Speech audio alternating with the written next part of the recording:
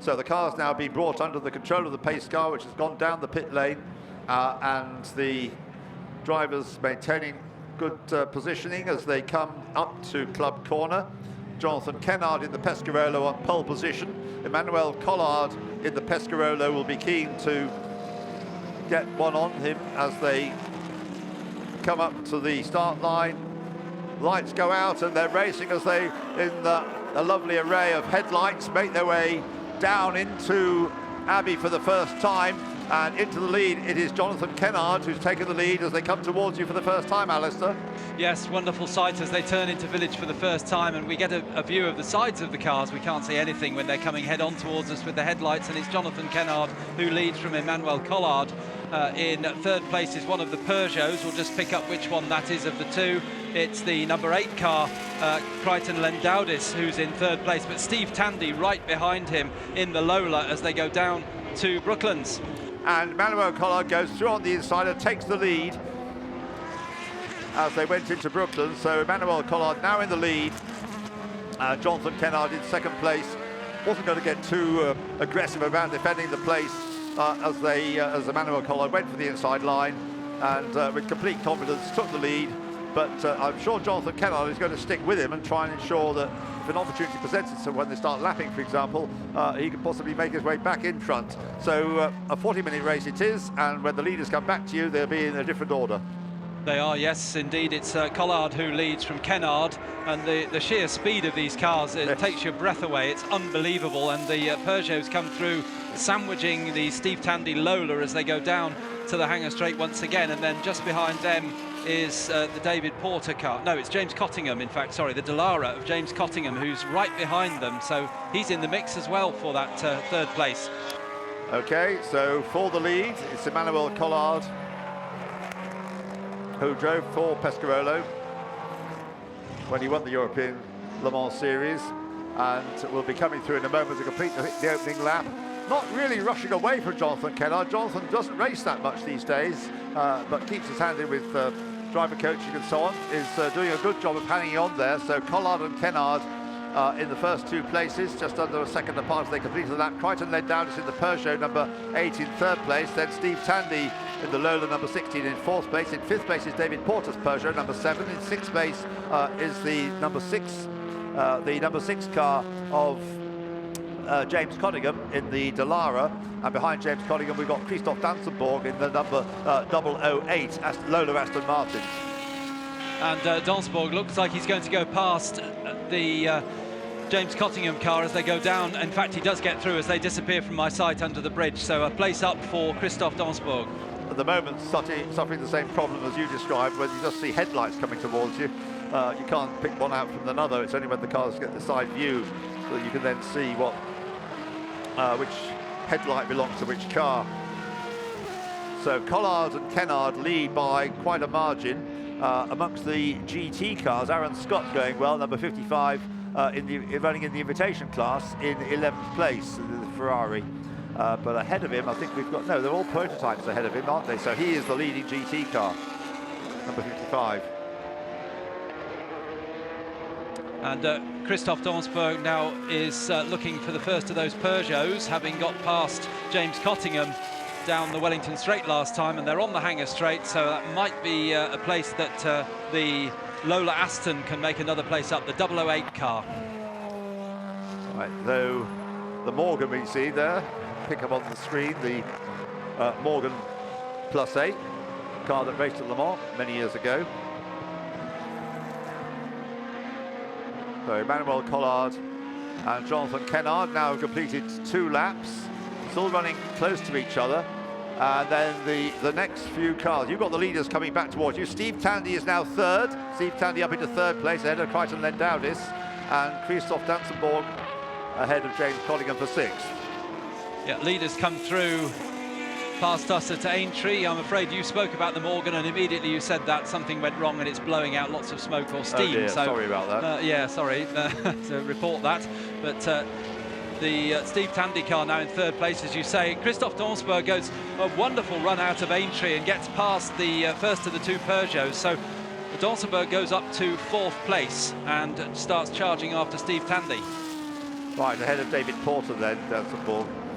James Cottingham in the Dallara then, behind them in the number 6 car. Mike Newton, who raced his car, the MG Lola, in period with success at Le Mans and elsewhere. And he is running well in 8th place, number 25, Mike Newton.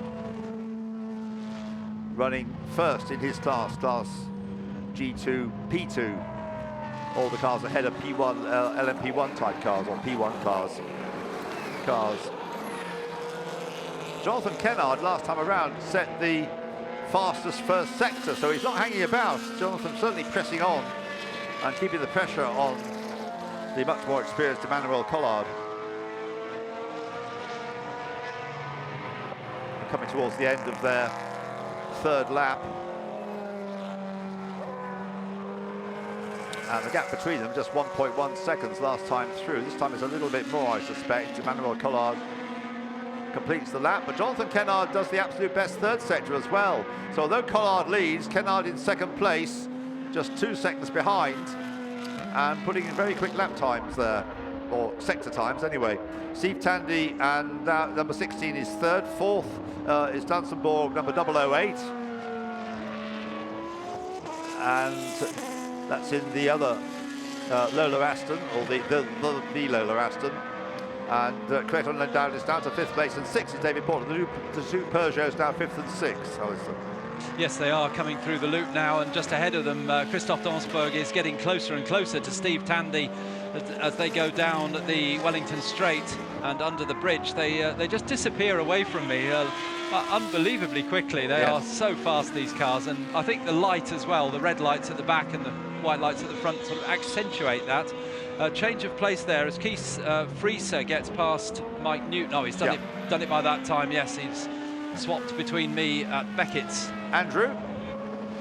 One car that you're missing is 99, Jamie Constable. That's another Pescarolo in the same Gulf colours as the Jamie Constable car. And they've got some engine issue with that car, so that didn't actually make the start. The team is still working on it.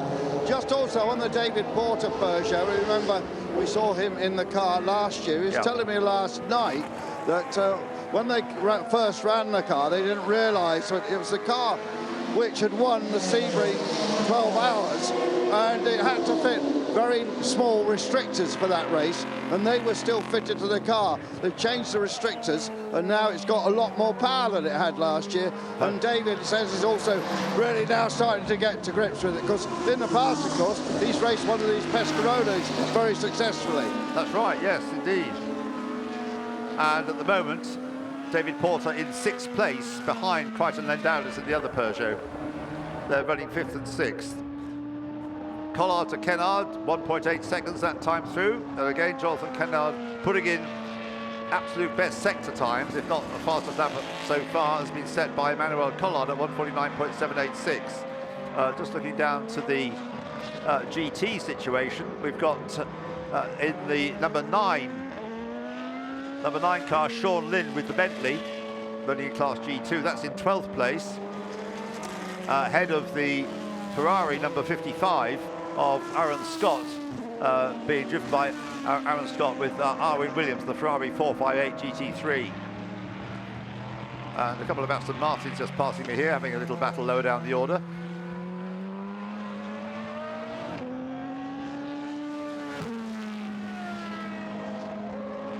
Steve Tandy then in 3rd place, just holding off Christophe Dansenborg at the moment in the Lola Aston.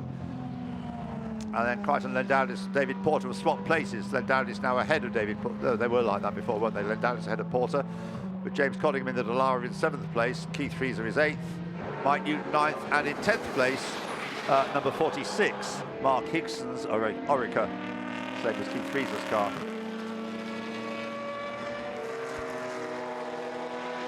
Couple of places gained there by 145, Will Goff in the GT Porsche, the Porsche 997 GT3. Now running in 3rd place in the invitation class behind Aaron Scott and the number 007 Aston Martin of Alexander Lenau.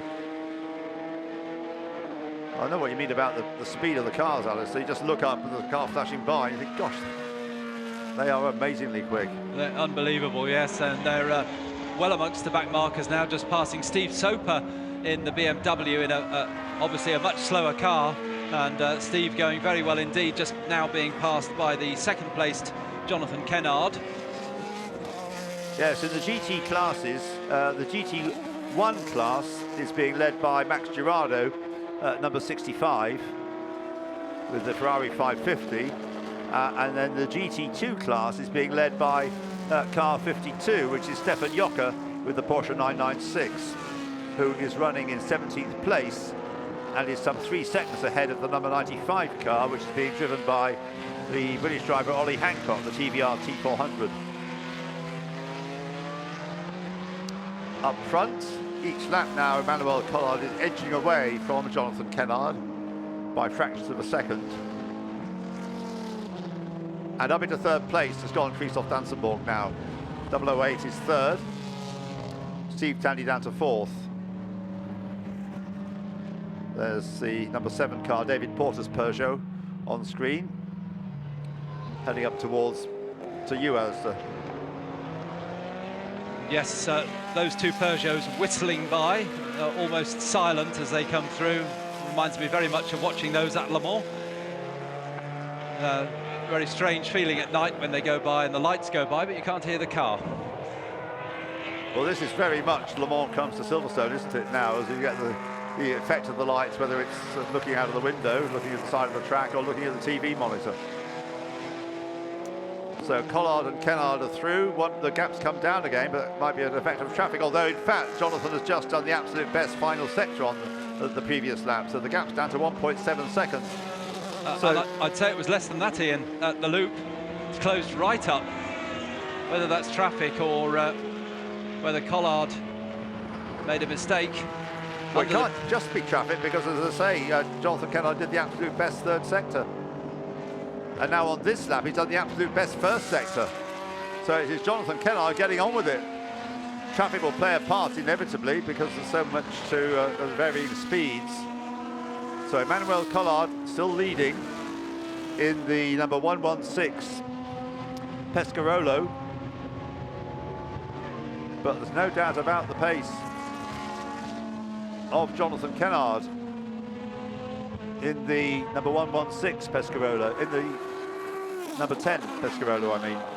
Well, there's nothing in front of them through Beckett's, and Jonathan Kennard looks about the same distance as he was behind coming through at the other side of the circuit for me at Aintree, and onto the Hangar Straight once again. But there's no doubt, as you say, that Kennard is just starting to close up towards the leader.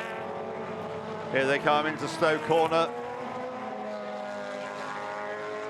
And Jonathan Kennard is right on the tail of the leader now as they slice past an Aston Martin going into club. Only about, well, 4 lengths between them, but a load of GT cars to be lapped as they start their next lap. That's 7 laps completed, on to lap 8. Here they come, the cars up towards Abbey. And Jonathan Kennard, as you'll see in a moment, Alistair, he's right there with the leader, isn't he? He is, yes. He takes a slightly wider line, gets past a slower car as they come in to Village, but he can't get through there. I say a slower car, it's the 550 Ferrari, a wonderful car, but they are so much quicker as they slice past another slower car coming out through Aintree, and he's right now on the tail of Emmanuel Collard. There's no doubt Manu Collard knows he's there, isn't he? Very much so. The marshals keeping very warm by lots of blue flag waving as the 2 leaders turn through Brooklands and into Luffield. Jonathan Kennard almost taking a tighter line coming out of Luffield to get himself lined up to pass going through Woodcote. It didn't quite happen for him, but he was thinking about it, and he's not in any way overawed by the reputation of Emmanuel Collard. He's absolutely there on the pace in second place, and right up as they go, in fact almost drawing level as they go into Beckett's. Oh, that unbelievable move there from Kennard. Tried to go through on the inside of Maggots into Beckett's, but Manuel Collard moved his car across the track just to take the inside line. And I to be honest, I thought both of them had forgotten to brake. It was so fast. Right, well, they've now got on to Hangar Straight, and bit of light flashing going on to warn a slower car, one of the GT cars, that they're coming up. Well, this is a magnificent motor race at the moment. Emmanuel Collard, a Frenchman with a huge reputation and success in sports car racing, with Jonathan Kennard, who's not had the breaks in his career really in recent years, not had the chance to do as much racing as he deserves to do. But there he is, right on the tail of the gap as they go over the line. Well, it's very narrow. It's 0.3 of a second, 0.37 of a second. They've got a Ferrari ahead of them, which they get a bit obstructed by, I think. Up to Village, yes, the Ferrari keeps over to the left, and they slice through on the inside. They're up to the loop now. They've got, I think it's Mike Newton ahead of them, just coming out of the loop, and they both get through at Aintree. And once again, Jonathan Kennard on the back of Manuel Collard.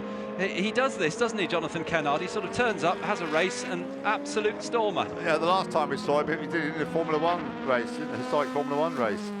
Got on pole position.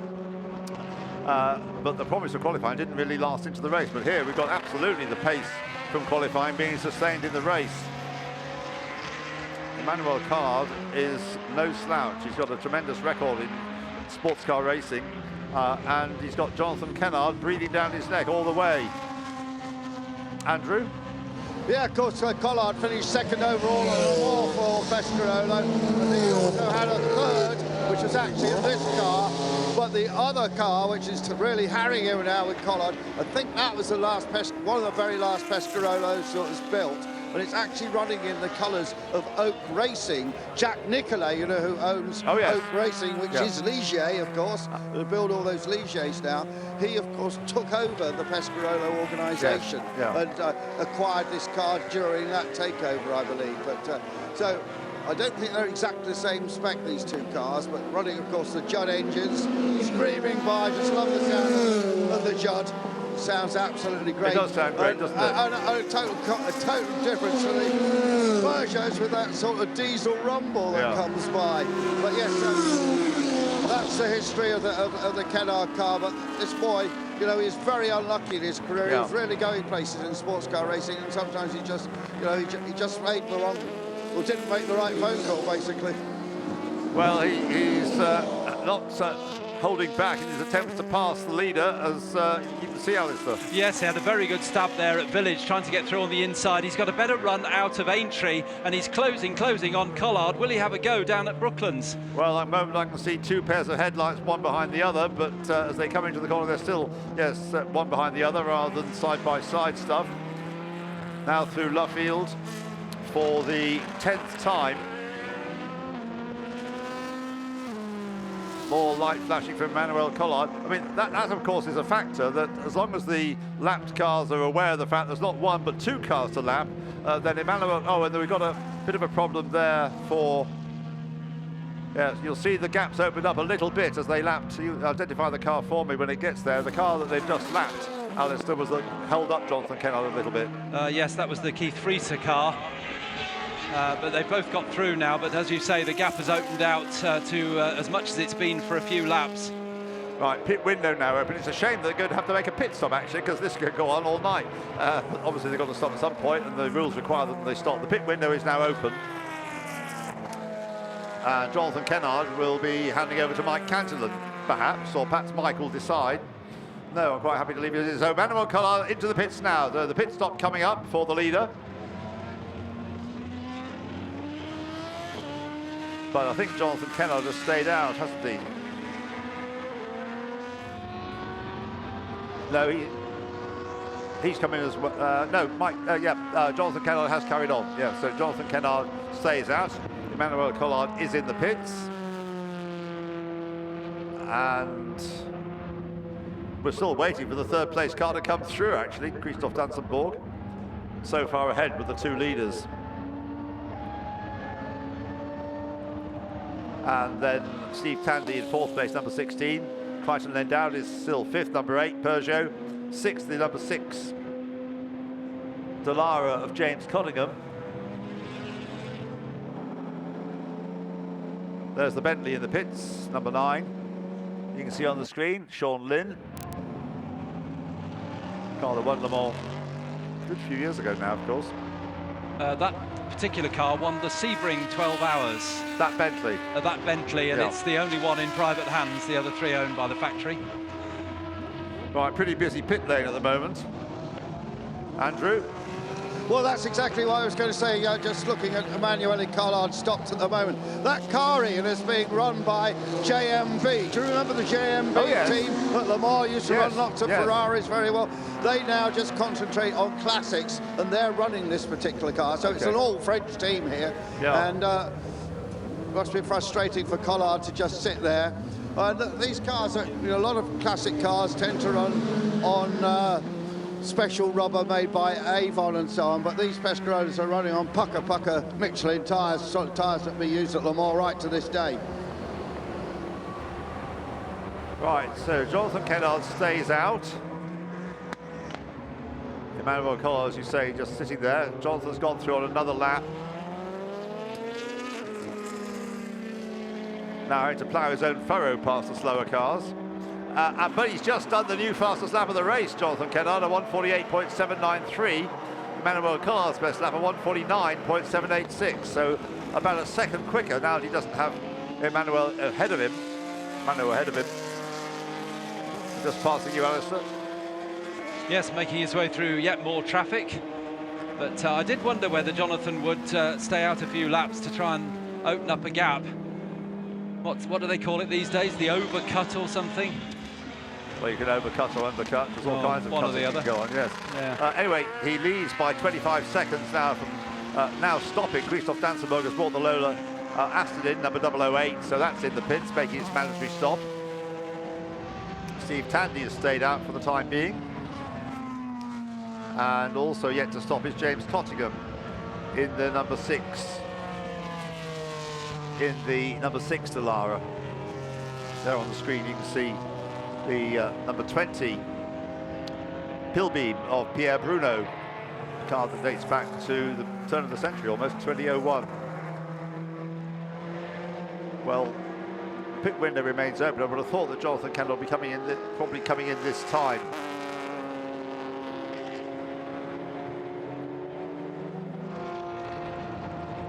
Other, say, yet to stop. Steve Tandy and James Cottingham are yet to stop. They're staying out for the moment. And in the GT classes, well, again, it's a bit of a jumbling around going on at the moment, shuffling around. But down the pit lane goes the race leader, Jonathan Kennard, into the pits. We get our camera on the car to catch up with what's going on there. And the safety car is being deployed. The safety car is being deployed for reasons that we haven't actually picked up on. But there is the safety car. Oh, there's the Porsche that's stopped at the side of the track. Driver out of the car, you can see. Andrew? Well, that safety car has probably played right into Kennard's hands, hasn't it? Well, he's in the pits now. Yes, I think he probably has. Because everybody will slow down, of course. Yeah, it's Stefan Jocker whose Porsche has stopped at the side of the track, having gone off, number 52, and that's the reason for the safety car. We've got, unfortunately, 2 cars came together on the run into Village, and it's quite a big high-speed accident. Yes. And I'm guessing it's Steve Tandy. He was trying to get past one of the Peugeots for a couple of laps, and I think they touched. It's Crichton Lendowdis, number 8, in the Peugeot. And the other car may well be Steve Tandy's, yeah. Which was actually a lap ahead, but he'd been struggling to get past for a couple of laps, and they both came into Village backwards, and one made contact with the barriers. So that may, I'm afraid, cause a further delay. So we can go over to Andrew now, because he's got Jonathan Kennard with him. Yes, I have, but just waiting. Jonathan.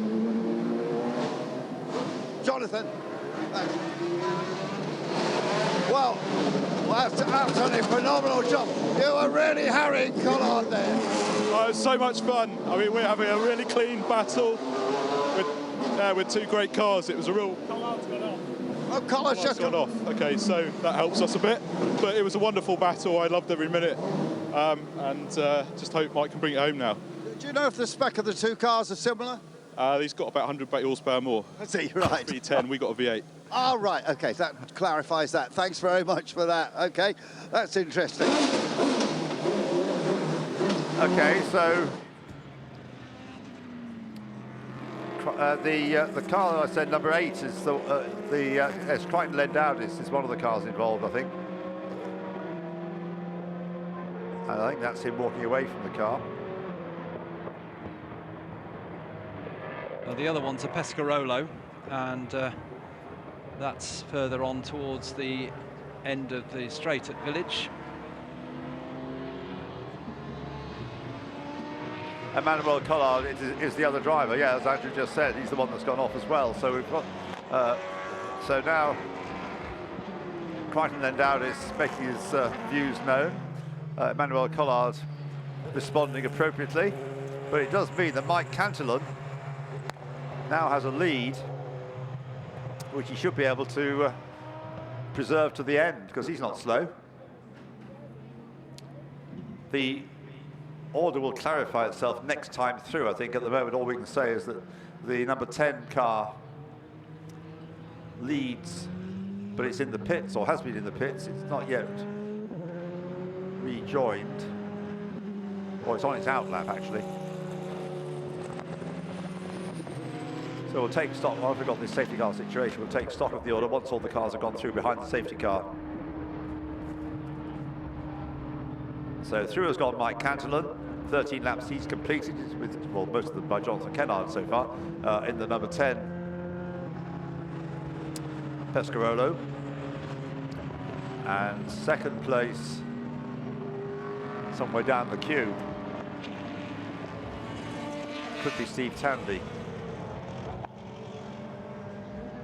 But nobody else has yet gone over the line on the same lap. Got some of the GT cars going. Yeah, Steve Tandy goes through now, and he is 31 seconds behind Mike Cantillon. So Steve Tandy, number 16, is second.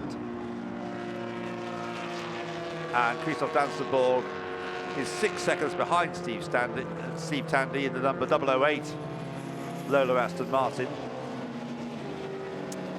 Andrew? Ian, I was down in the pits, of course, waiting for that pit stop, but I couldn't see what happened. And as you know, it's a very strange pit lane here at Silverstone because it's at a lower level than the main track. So, yes. Just recap for me what actually happened there. We haven't seen the accident. All we've seen, all we've seen is Alistair. It's nearer you, isn't it?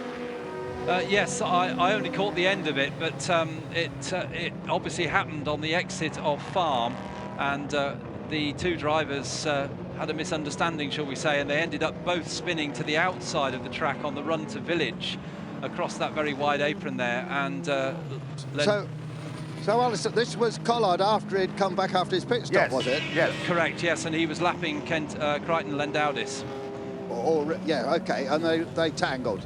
They did, yes. Well, yeah, so, and that was interesting what Kennard said, wasn't it? I must admit, I hadn't picked it up.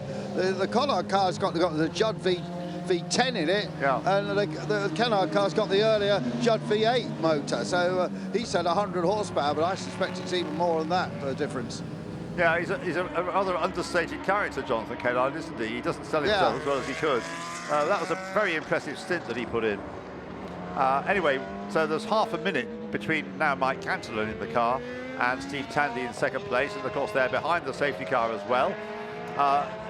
So they've got slower cars between them. We've got Christoph Dansenborg 6 seconds behind Steve Tandy in the 008 Lola Aston.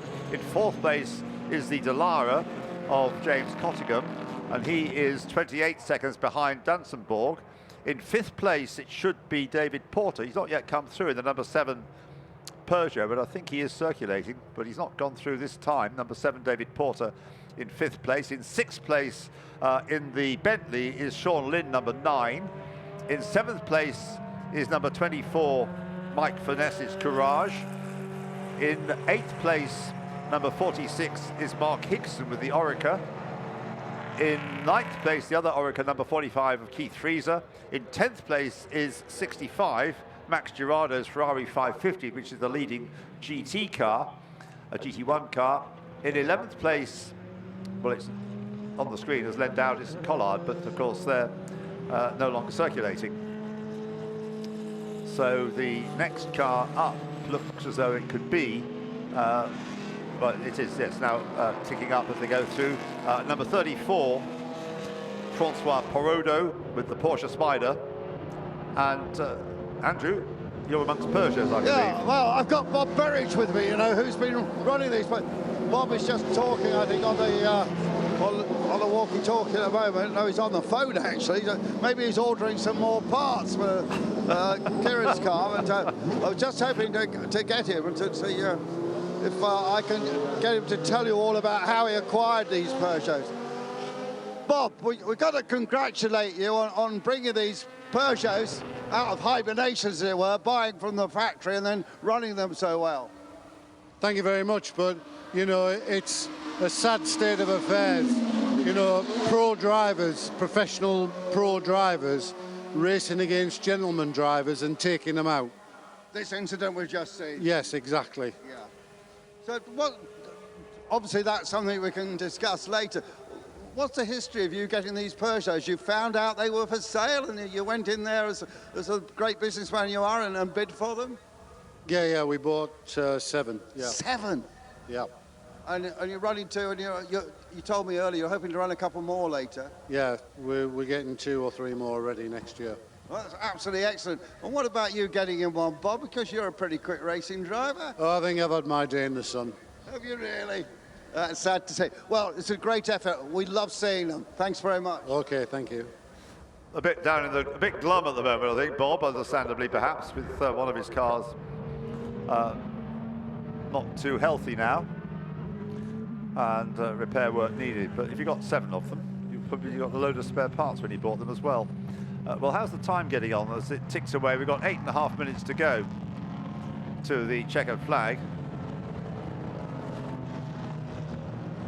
And how it works, I suppose, Alistair, you can't actually see what work's being done.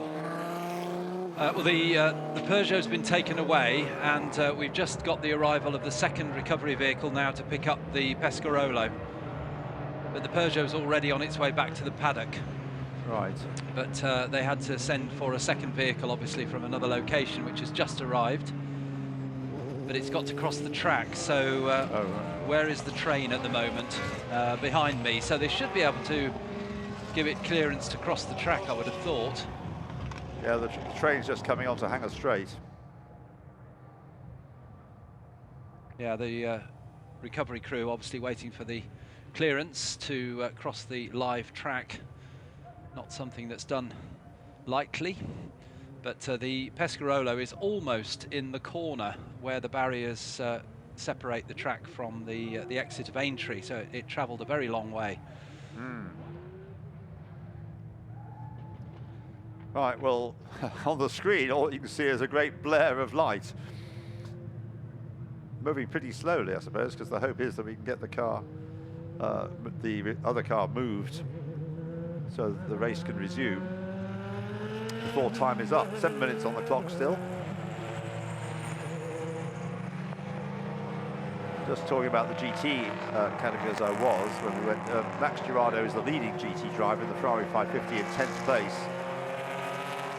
And then we've got the invitation class GT cars. In 13th place is the car that started by Aaron Scott, the number 55 Ferrari, now being driven by Arkwin Williams. The safety car has gone in, so racing can resume, glad to say, as the cars come out of Club Corner. Mike Cantillon leads in the number 10 car, but not actually on the track. As they come towards you, Alistair, I think you find that there's some cars a bit further down the order. There's the Mike Cantillon car. I think he's in about the 4th car that'll reach you. Yes, mid-pack. They're obviously leaving the Pescarolo where it is, deciding that it's far enough off to not be a problem. And the first car past us is actually the checkered flag. So that's it. Right. And I reckon it's because it's nearly 9 o'clock. And the race had to end at 10 minutes to 9 o'clock. So as I say, that's the checkered flag, and the race is ended. with the result. As I read down the order, I would surmise, I don't think there's anything that should change that order, but cars not running. So the winner will be the Jonathan Kennard, Mike Cantillon, Pescarolo number 10. And because it all bunched up under the safety car, the gap between them at the end, which has come prematurely after 15 laps, 3.8 seconds, which is really misrepresenting the true situation before the accident and the safety car came out. So Steve Tandy finishes second in the number 16 Lola B1260, and third, number 008 in the Lola Aston, Christoph Dunsenborg in the Lola Aston, finishing 3.6 seconds behind Steve Tandy, which is a more fair representation of the gap between those two. In fourth place, number 6, James Cottingham with the Dallara SP1, finishing just on the tail of Dunsenborg.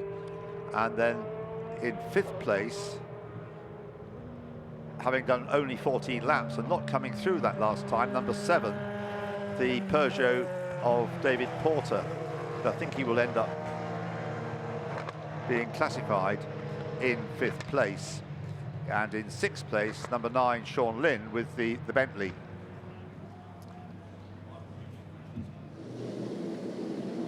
So Mike Cantillon climbing out of the car. Andrew, I think you're there, aren't you? I am, yes. And big hugs for Jonathan Kennard, who runs up, and Mike Cantillon, the Irish driver, Irish colours on his crash helmet, yeah. And another embrace, and hopefully he'll get his crash helmet off in a moment. The CGA team who run this car have just come up, and just wait for Mike to get his crash helmet off, and more members of the team coming, more hugs, and Well done. and Jonathan, team run up to Mike Cantillon is just pointing at Jonathan Kennard, saying he was the man that did it. So helmet is off now. Can I just dive in, Mike? Well, that was fantastic. I don't think you probably expected to win this race, did you? No, I mean, Jonathan Kennard did nearly 90% of the stint. It was, he drove absolutely amazing. When I came to do the car changeover, I just got in 3/4 of a lap, and then safety car came out. I just brought the car home, but it was Jonathan Kennard's win. So what led you to signing Kennard to drive the car with you? Oh, we found the car together and we restored it together, so I just thought it was a lovely thing to do. Share of us do the drive, and I know he's a top pro. And of course, you had less power. I mean, he was doing that fabulous job, and I know you were watching on the screen of Harry and Collard, who of course got a V10 engine in the back of his Pescarolo. Do you know, that's unbelievable. So we're running a V8 4.4, you know, so we're down on power. So what Kennard did was incredible. And go and interview that man now. Ah, well, we interviewed him just after he got out of the car. Oh, yeah. fantastic. Well, congratulations. Thank you so Lovely. much. The car's made a LMP1 wonderful race, actually. Terrific. Thank you. Thank you very much. Thank you. Thank you. What a nice bloke Mike Cantillon is. So the result we'll have on the screen in a moment, just to confirm what it is. So the win goes to Jonathan Kennard and Mike Cantillon in the Pescarolo LMP1. Second place, Steve Tandy in the Lola B1260. In third place, Christoph Dansenborg in the number 008 Lola Aston DBR12. And we can just go now to Andrew once more, because he's with Steve Tandy. I'm with Steve Tandy. I think you won this last year, didn't you? Yeah, absolutely, Andrew. I won this one last year. Well, we got a double win here last year, but and I was looking forward to having a run at Mike once the pro had got out of the car, but of course the safety car just messed that up for us, and so it is what it is, and hopefully we'll have a go tomorrow. Do you see anything of the incident with Collard? Nothing whatsoever, no. I mean, we came around and immediately, well, we were, let me get this right, so we came in, did the pit stop, just as we were coming down pit lane, the safety car was called, so no, I didn't see it, I'm afraid. Okay, no, I'm going to just move over here, because just behind you was an old racing compatriot, you're Christoph Dassenberg. You've had some good races with him. Count, it's the Count, of course. Christoph, can I just dive in here? Well, you had another good performance here at Silverstone. Great to see you back in the Lola Aston. We love this car. Yeah, thank you. Yeah, actually, I was unlucky during qualifying because of a gearbox stuck in fifth, so I started 9. and finished third. And actually, normally we were second, but with the safety car, we lost. But yeah, really, car's amazing. I'm so happy to bring it here. You always enjoy racing here at Silverstone? Yeah, I love the track.